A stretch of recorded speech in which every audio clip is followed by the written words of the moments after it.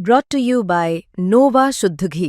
जब जब खाए दिल खुश हो जाए, सदियों का नोवा शुद्ध देसी घी, सपना स्वस्थ भारत का। I love ghee. वॉशिंगटन में अमेरिका के राष्ट्रपति डोनाल्ड ट्रंप ने बड़े बड़े दावे किए थे। उन्होंने कहा था कि गाजा में अब शांति होगी, युद्ध विराम होगा। इतना ही नहीं, उन्होंने तो इजराइल के प्रधानमंत्री नेतन्याहू को चेतावनी तक दे दी थी कि अब बहुत हो गया, वेस्ट बैंक पर कब्जा नहीं होने देंगे।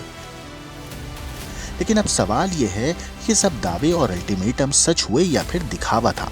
क्या ट्रंप का गाजा प्लान बस दुनिया को दिखाने के लिए था कि अमेरिका मध्य पूर्व में सक्रिय है, या फिर नेतन्याहू ने ही इसे मानने से इनकार कर दिया? क्योंकि ट्रंप के प्लान के मुताबिक 72 घंटे में युद्ध विराम और सभी बंधकों की रिहाई होनी थी, लेकिन हमास चुप है और इजराइल लगातार हमले कर रहा है। गाजा में हालत बेहद गंभीर है। हाल ही में हुए हवाई हमलों में 57 लोग मारे गए थे।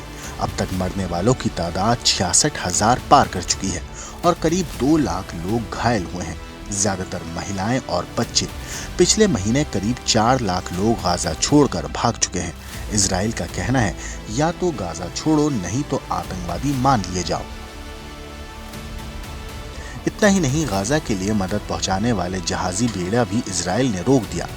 ये द ग्लोबल फ्लोटिला था, जिसमें 50 छोटे जहाज थे, करीब 500 लोग, सांसद, वकील, मानवाधिकार कार्यकर्ता। इसमें पर्यावरण कार्यकर्ता ग्रेटा थनबर्ग और नेल्सन मंडेला के पोते भी शामिल थे। उनका मकसद था गाजा तक मानवीय मदद पहुंचाना, लेकिन 43 जहाजों में से 13 को गाजा से करीब 80 मील दूर रोक दिया गया।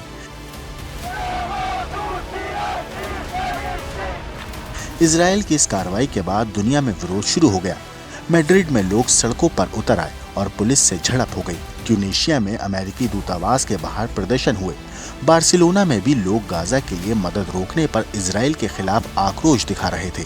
तुर्की, कोलंबिया, पाकिस्तान, मलेशिया और कई देशों ने इसकी कड़ी निंदा की। गाजा पिछले 2 साल से बमबारी का शिकार है। अब तक 65,000 से ज्यादा लोग मारे जा चुके हैं। वहाँ भूखमरी इतनी है कि हर 3 घंटे में एक बच्चा दम तोड़ रहा है। अप्रैल से जुलाई तक 20,000 से ज्यादा बच्चों को कुपोषण के लिए भर्ती किया गया, जिनमें से 3,000 गंभीर रूप से बीमार थे। युद्ध विराम होने के बाद कुपोषण से 147 लोगों की मौत हो चुकी है, जिनमें 88 बच्चे हैं। अब सवाल ये है, ट्रंप ने 20 पॉइंट का गाजा प्लान बनाया था, क्या नेतन्याहू उसे मानने को तैयार हैं?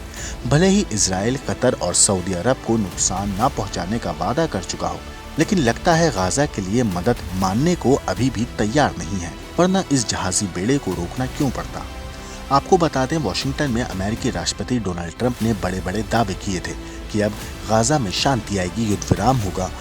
और तो और ट्रंप ने नेतन्याहू के लिए अल्टीमेटम भी जारी किया था कि बहुत हो चुका, अब वेस्ट बैंक पर कब्जा नहीं होने देंगे। लेकिन क्या हुआ उन वादों का?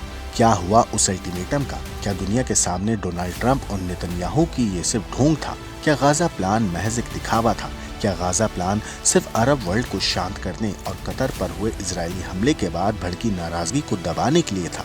या फिर Israeli PM Benjamin Netanyahu Donald Trump की बात मानने से भी इनकार कर रहे हैं? वरना ट्रंप के गाजा प्लान के तहत तत्काल युद्ध विराम और 72 घंटे में सभी बंधकों की रिहाई की शर्त थी।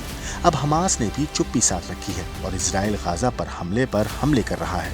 आखिर ये चल क्या रहा है? और ये देखिए, इजराइल ने गाजा पर गोलीबारी और हवाई हमले किए तो 57 फिलिस्तीनियों की जान चली गई और इसी के साथ गाजा में मरने वालों की तादाद अब 66,000 को पार कर चुकी है, जबकि 2 लाख के करीब लोग घायल हुए हैं। इनमें ज्यादातर महिलाएं और बच्चे शामिल हैं। ब्यूरो रिपोर्ट, क्राइम तक।